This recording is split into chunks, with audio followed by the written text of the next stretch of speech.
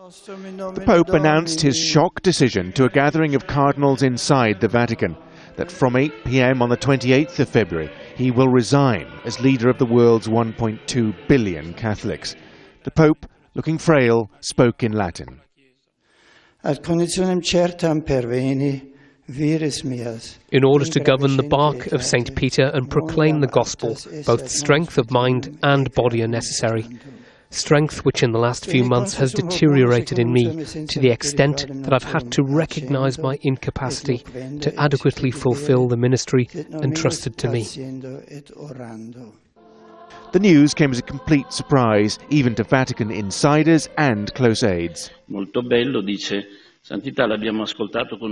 Holiness, we have listened to you with a sense of bewilderment, almost completely incredulous, and in your words we found the great affection which you have for the sacred house of God, for this church which you have loved so much. The Vatican said the Pope suffers no specific illness and there was no outside pressure on him to go.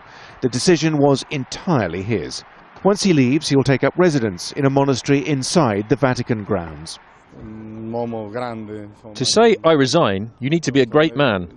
All the cardinals were shocked and were looking at each other. And from March the 1st we will start preparing for the conclave and for the new Pope.